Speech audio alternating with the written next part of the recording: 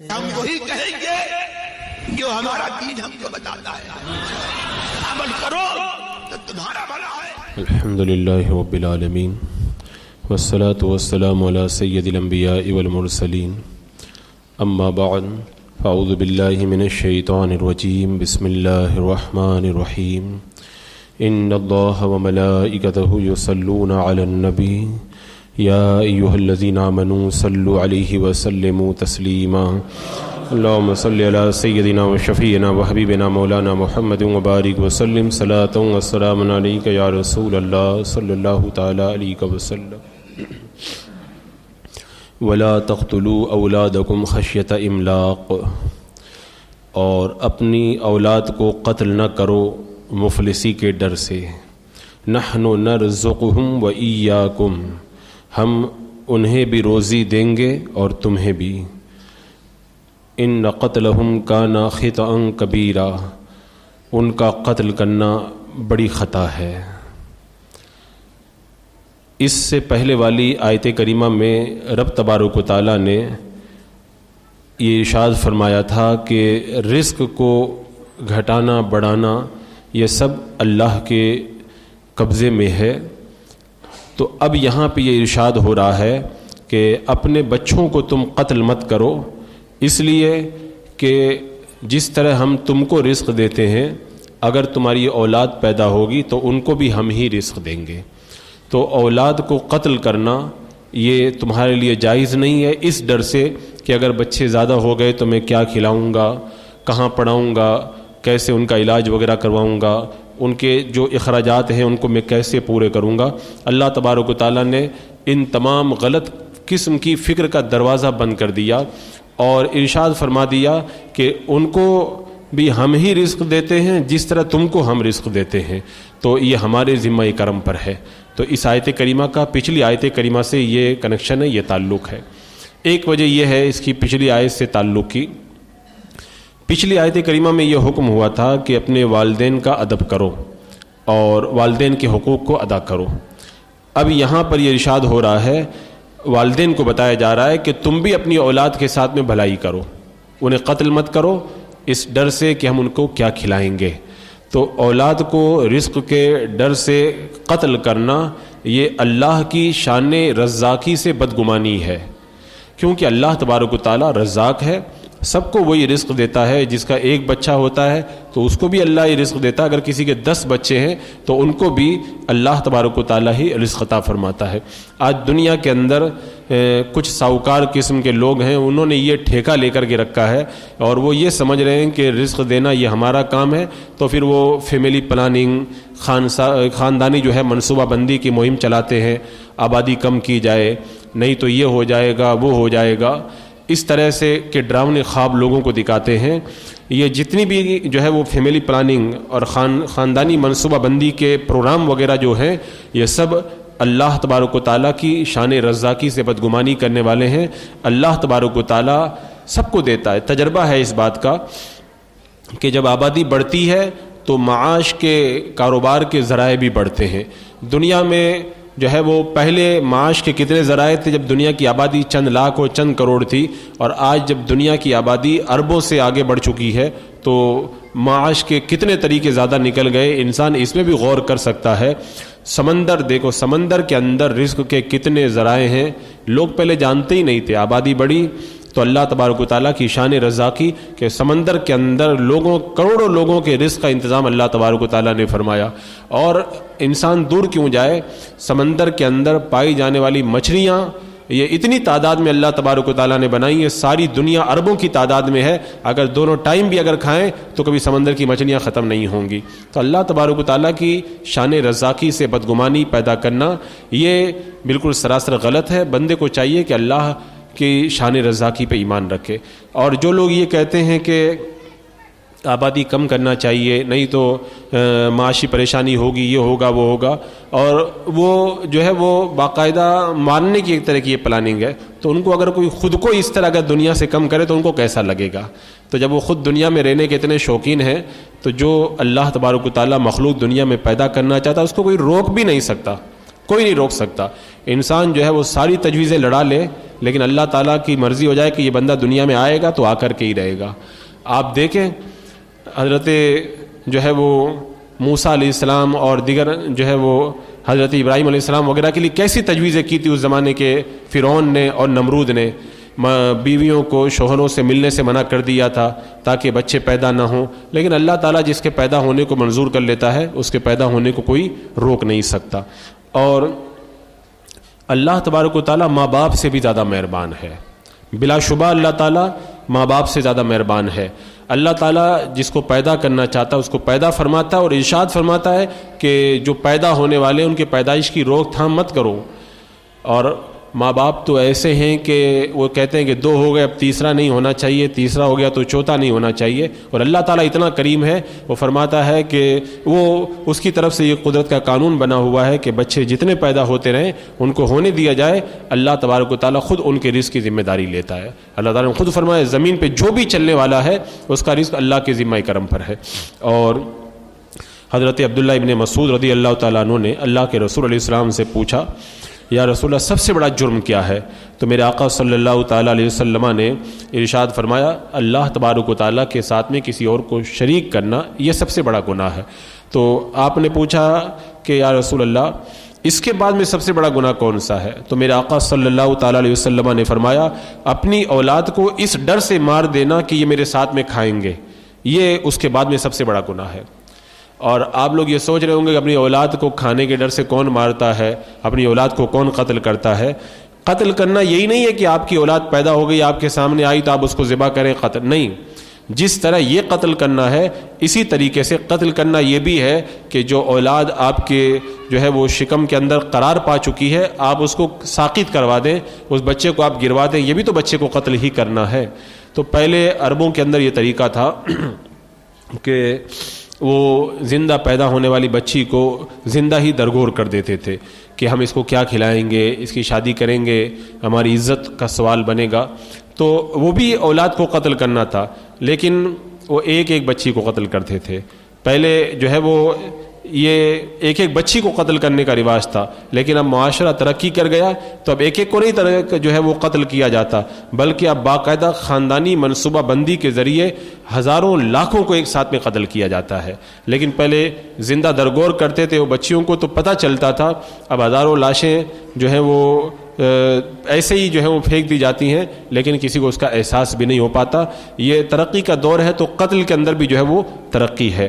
تو آج پہلے انفرادی قتل تھا, آج اجتماعی طور پر مشترکہ طور پر مل جل کر کے قتل یہ ہو رہا ہے. تو اللہ تعالیٰ نے فرمایا اپنی اولاد کو بھوک کے ڈر سے قتل مت کرو. اب یہ یہاں پہ ایک مسئلہ ذہن میں آتا ہے کہ کیا خاندانی منصوبہ بندی کرنا یا فیملی پلاننگ کرنا یہ جائز ہے یا نہیں. تو اس حوالے سے علماء کرام نے بڑی شاندار رہنمائی فرمائی ہے. یہاں پہ اس آیت کریمہ میں جو فرمایا گیا اس کا حاصل یہی ہے کہ تم یہ مت سمجھو کہ ہم جو روزی کماتے ہیں یہ ہماری محنت سے ملتی ہے یا ہماری منصوبے سے ملتی ہے, ہماری پلاننگ سے ملتی ہے. اللہ تعالیٰ نے فرمایا تمہاری محنت, تمہارا منصوبہ یہ اپنی جگہ ہے, سب اللہ تعالیٰ ہی تمہیں اس کی توفیق دیتا ہے. اگر اللہ چاہے تو رزق ملے گا ورنہ نہیں ملے گا. لہذا جو بچے پیدا ہونے والے ہیں ان کے پیدا ہونے دو, تم یہ مت سمجھو کہ وہ پیدا ہو جائیں گے تو پھر جو ہے وہ رزق دینے کا مسئلہ جو ہے وہ ٹیڑھا ہو جائے گا. اللہ تعالیٰ تمہیں رزق دیتا ہے, ایسے پیدا ہونے والے بچوں کو بھی اللہ تبارک و تعالیٰ ہی رزق عطا فرمائے گا. اب اگر کسی کو یہ تمنا ہو کہ میں اپنے بچوں کی تعداد کو محدود رکھوں, بچے زیادہ نہ ہونے پائیں, تو اس کے لیے اگر کوئی ایسا طریقہ کام میں لاتا ہے جس سے ہمیشہ کے لیے بچے رک جائیں, چاہے وہ نس بندی کے ذریعے روکا جائے, چاہے انجیکشن کے ذریعے اس طرح کا کوئی کام کیا جائے, یا دوائی کے ذریعے جس سے بچوں کی پیدائش ہمیشہ کے لیے بند ہو جائے, یہ طریقہ ناجائز اور حرام ہے اور شریعت کے اندر اس کی کوئی گنجائش نہیں ہے. ہاں البتہ اگر کوئی ایسا طریقہ اگر کام میں لایا جائے جس سے بچوں کی پیدائش تھوڑے دنوں کے لیے رک جائے اور تھوڑے دن کے لیے جو ہے وہ روک تھام ہو جائے, ہمیشہ کے لیے روک تھام نہ ہو, تو اس کے لیے بہت سارے طریقے آج معاشرے کے اندر جو ہے وہ رائج ہیں اور ان کی تفصیلات فقہاء کرام نے بیان فرمائی ہے. اس حوالے سے حکم یہی ہے کہ حاملہ عورت اگر تندرست ہے، حاملہ عورت اگر تندرست ہے اور اگرچہ اس کے 3 بچے پہلے سے موجود ہیں یا 4 بچے موجود ہیں، تو اس کے پیٹ کا بچہ گرانا یہ جائز نہیں ہے، چاہے وہ کتنے دن کا بھی بچہ کیوں نہ ہو، کیونکہ جب وہ عورت تندرست ہے اور بچے کی ولادت سے اسے کوئی تکلیف نہیں ہوتی ہے تو اس بچے کو ساقط کروانا، بچے کے حمل کو گرا دینا یہ ناجائز ہے اور گناہ ہے۔ اگر کوئی عذر ہے، شرعی عذر ہے، تو شرعی عذر کی وجہ سے اگر کوئی ٹائم پریلو تھوڑے دن کے لیے اگر بچے کی پیدائش کو روک رہا ہے تو یہ جائز ہے۔ اب شریعت کے اندر عذر کیا ہے؟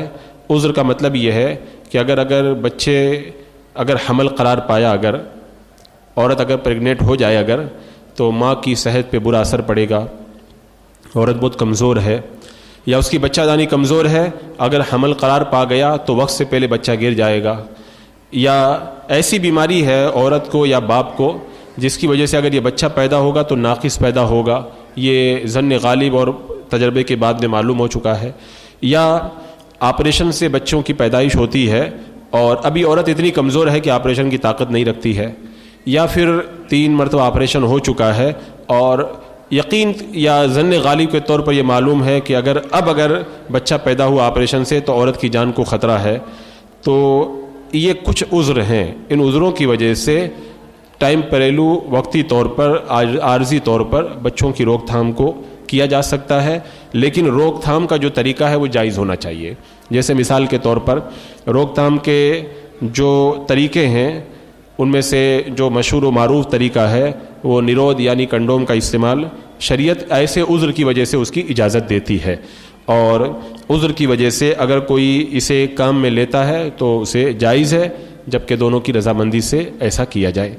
اور بھی بہت سارے طریقے ہیں، جیسے کاپرٹی ہے، تو اگر کاپرٹی کے ذریعے اگر بچوں کی روک تھام اگر کوئی کرنا چاہے تو عورت یا شوہر خود اس کو لگا سکتے ہیں، کسی ڈاکٹر یا کسی دوسری لیڈیز کے سامنے بے ستری نہیں ہوتی ہے، تو یہ صورت بھی ان کے لیے جائز ہے، لیکن کسی اور سے کاپرٹی وغیرہ لگوانا یہ ناجائز ہے، کیونکہ اس میں غیر کے سامنے اپنے سطر کو کھولنا ہے اور اسلام اس بات کی اجازت نہیں دیتا۔ اسی طرح گولیاں لے کر کے ایسے عذر کی وجہ سے، اگر ایسا عذر جو میں نے ابھی بتایا، ان عذروں کے اندر اگر کوئی گولیاں لے کر کے بچوں کی روک تھام کرنا چاہے تو عام طور پر ڈاکٹروں کے تجربے سے یہ بات پتہ چلی ہے کہ عورت جب 35 سال کی ہو جاتی ہے تو اس کے بعد میں روک تھام کے لیے گولیاں لینا یہ عورت کے لیے بہت نقصان دہ ہوتا ہے، خاص طور سے وہ عورتیں جنہیں شوگر کی بیماری ہے یا ہارٹ کی بیماری یا اسی طرح کوئی سنگین بیماری ہے، تو ایسی عورتوں کو ان گولیوں سے بہت زیادہ نقصان ہوتا ہے، لہذا ان عورتوں کے لیے اس طرح کی گولیاں لینا یہ مکروہ ہے، لینا ان کے لیے منع ہے۔ ہاں اگر نقصان کا زیادہ اندیشہ نہیں ہے اور یہ سارے عذر موجود ہیں بچے کی روک تھام کے لیے، تو پھر ایسی صورت کے اندر عورت گولی لے، یا 35 سال سے کم عمر کی عورتیں جنہیں نقصان نہیں ہوتا ہے ان کا، اگر وہ یہ روک تھام کرتی ہیں تو شریعت کی طرف سے انہیں اجازت دی جاتی ہے۔ اسی طرح اگر کسی کا حمل قرار پا گیا ہے، بچہ جو ہے وہ رک چکا ہے، عورت پریگننٹ ہو چکی ہے، اب اگر کوئی اس بچے کو ساقط کروانا چاہے تو حمل میں جان پڑنے کے بعد، یعنی بچے میں جان جو ہے وہ 120 دن کے اندر پڑ جاتی ہے، جب 4 مہینے کا بچہ پیٹ میں ہو جاتا ہے تو اس میں جان پڑ جاتی ہے، تو 120 دن کا جب بچہ ہو گیا تو اب اس حمل کو ساقط کروانا جائز نہیں ہے، ناجائز، حرام ہے، سخت گناہ ہے۔ ہاں اگر جان نہیں پڑی ہے، 120 دن سے پہلے کا اگر کوئی حمل ہے اور ایسی صورت کے اندر کوئی عذر پایا جا رہا ہے، ابھی میں نے تفصیلات آپ کے سامنے بتائی، یہ بہت سارے عذر ہیں، عورت کے لیے خطرہ ہو، یہ سب عذر جو میں نے ابھی بیان کیے، تو اگر 120 دن سے پہلے کا حمل ہے، بچے کے اندر جان نہیں پڑی ہے اور عذر پایا جا رہا ہے، تو ایسی صورت کے اندر اگر کوئی حمل ساقط کرانے کی ایسی ضرورت پڑ جائے تو شریعت اس کی اجازت دیتی ہے، اور اگر عذر نہیں ہے تو پھر 120 دن سے پہلے بھی بچے کو گروانا اور ساقط کروانا یہ جائز نہیں ہے۔ اور عذر کا معنی جو میں نے بتایا اس کا مطلب یہی ہے کہ عورت کی صحت کو سخت سنگین خطرہ ہو، تو یہ عذر ہے اور ایسے وقت کے اندر اسے اجازت دی جاتی ہے۔ لیکن بہتر یہی ہے کہ جو عورتیں کمزور ہیں اور وہ حمل بچے کی پیدائش کا جو ہے وہ کا تحمل نہیں کر سکتی، وہ اتنی طاقت نہیں رکھتی ہیں، تو بچے کے ٹھہر جانے کے بعد میں اسے گروانے کے بجائے اس سے بہتر ہے کہ وہ اس سے پہلے ہی نرود وغیرہ کا استعمال کریں، اور اگر کسی کو اس کے باوجود بھی اگر زیادہ خدشہ لگتا ہو تو ڈایافام یا اس طرح کی جو چیزیں جن میں غیر کے سامنے سطر نہیں کھولنا پڑتا ان چیزوں کو استعمال کرے اور اگر روک تھام کرے تو یہ بہتر ہے. نہیں تو شریعت مطہرہ حمل کے قرار پانے کے بعد میں اس بچے کو عام حالات کے اندر ساقط کرنے کی اجازت نہیں دیتی، چاہے وہ 120 دن سے پہلے ہو یا بعد میں. اور 120 دن کے بعد تو بالکل ہی جائز نہیں گروانا. 120 دن سے پہلے جو جائز ہے وہ بہت مجبوری کی صورت میں ہے، عام حالات میں اسے بھی شریعت مطہرہ جائز نہیں قرار دیتی. تو یہ آیت کریمہ میں جو یہ ارشاد فرمایا وَلَا تَقْتُلُوا أَوْلَادَكُمْ خَشْيَةَ إِمْلَاقٍ، اپنی اولاد کو بھوک کے ڈر سے قتل مت کرو. تو یہ جو میں نے ابھی آپ کے سامنے باتیں رکھی وہ اس لیے رکھی تاکہ آپ لوگ یہ نہ سمجھیں کہ بچوں کو کون قتل کرتا ہے. تو یہ جو حمل جو قرار پا گیا ہے اس کو آپ حمل کو گروا رہے ہو تو یہ بچے کو قتل ہی تو کرنا ہوا. تو جیسے پیدا ہونے کے بعد قتل کرنا جائز نہیں ہے، ایسے ہی جب شکم میں بچہ ہے تو اس کو قتل کرنا بھی جائز نہیں ہے. جب 120 دن میں بچے کے اندر جان پڑ گئی تو آپ اتنا تو جانتے ہی ہیں کہ جان پڑ جانے کے بعد میں وہ ایک زندہ انسان کہلاتا ہے. وہ اب اس کو آپ نے ساقط کروایا تو ایک بچے ہی کو آپ نے قتل کیا. اور شریعت مطہرہ جس طرح پیدا ہونے کے بعد قتل کی اجازت نہیں دیتی، ایسے پیدا ہونے سے پہلے بھی کسی جان کے قتل کی اجازت نہیں دیتی. اور شرک کے بعد میں یہ سب سے بڑا گناہ ہے اور بہت سنگین گناہ ہے. اور قرآن مقدس میں اللہ تبارک و تعالیٰ نے جو ارشاد فرمایا کہ جس بچی کو زندہ درگور کر دیا گیا قیامت کے دن اس سے پوچھا جائے گا بِأَيِّ ذَنبٍ قُتِلَتْ، تجھے کیوں قتل کیا گیا. تو جو آج بچوں کو جان پڑ جانے کے بعد میں انہیں گروا دیتے ہیں ان سے بھی قیامت کے دن پوچھا جائے گا کہ تم نے اس جان کو کیوں تلف کیا. تو اس وقت میں بندہ اللہ کی بارگاہ میں کیا جواب دے گا اس کو سوچے. یہ بڑا سنگین جرم ہے. اور اس بات کو خیال میں نہ لائے کہ 2 ہو گئے 3 ہو گئے 4، بلکہ شریعت مطہرہ کو تو یہ بات پسند ہے کہ بچے زیادہ سے زیادہ پیدا ہوں اگر کوئی پریشانی نہ ہو تو. اور جہاں تک معاملہ ہے ان کے رزق کا ان کو پڑھانے، لیکن اللہ تعالیٰ خود جو ہے وہ رزق دینے والا رزاق ہے، بندہ کسی کا رزق دینے والا نہیں ہے. اللہ تبارک و تعالیٰ کریم ہے، وہ کہیں سے بھی رزق کا انتظام فرمائے گا. اور میرے آقا علیہ الصلوۃ والسلام نے اس بات کو پسند کیا کہ ایسی عورت سے شادی کی جائے جو زیادہ بچے جننے والی ہو. آج امت مسلمہ جو قتل و غارت گری سے گزر رہی ہے اس کے باوجود بھی آج دنیا کے اندر کثیر تعداد میں جو امت مسلمہ نظر آ رہی ہے یہ اسی حدیث پاک کے اوپر عمل کا نتیجہ ہے. اور آج کل جو یہ حکومتیں چلاتی ہیں کہ بچے 2 ہی اچھے، اور پہلا بچہ جو ہے وہ جلدی نہیں، دوسرا جو ہے ابھی نہیں، وہ تیسرا کبھی نہیں، یہ سب ان کی غلط فکر ہے. ہمیں ان سب نعروں کے چکر میں نہیں پڑنا چاہیے. ہمیں جو اللہ کے رسول علیہ السلام نے تعلیمات دی بڑی صاف ستھری واضح تعلیمات ہیں. جس طرح ہم پیدا ہوئے ہیں ہمیں کسی نے روکا نہیں، تو ایسے ہی جو اور مخلوق پیدا ہونے والی ہے اس کی رکاوٹ کے لیے ہم لوگ جو ہے وہ بلا وجہ پریشان نہ ہوں. اور جو عذر کی صورت ہے، مجبوری ہے، تو شریعت اس کی اجازت دیتی ہے. اس کے طریقے میں نے ابھی بتائے، اسی صورت کے اندر ایسا کیا جائے تو اس کے اندر کوئی حرج نہیں ہے. اللہ تبارک و تعالیٰ توفیق عطا فرمائے. بسم اللہ الرحمن الرحیم. اللهم صل على سيدنا وشفيعنا وحبيبنا مولانا محمد وبارك وسلم صلاة وسلاما عليك يا رسول الله صلی اللہ تعالی علیہ وسلم. یا اللہ یا رحمان یا رحیم العالمین، اپنے محبوبان بارگاہ کے صدقے میں اعمال صالحہ کی توفیق عطا فرما. ہر گناہ ہر برائی سے محفوظ و معمون فرما. قرآن مقدس احادیث طیبہ پر مولا سچے مومن کی طرح عمل کرنے کی توفیق عطا فرما. ایمان پہ زندگی، ایمانی پر خاتمہ عطا فرما. ربنا تقبل منا انک انت السمیع العلیم وتب علینا انک انت التواب الرحیم. ان اللہ وملائکتہ یصلون علی النبی یا ایھا الذین آمنوا صلوا علیہ وسلموا تسلیما. اللهم صل على سيدنا وشفيعنا وحبيبنا مولانا محمد وبارك وسلم صلاة وسلام عليك يا رسول الله. سبحان ربك رب العزة عما يصفون وسلام على المرسلين والحمد لله.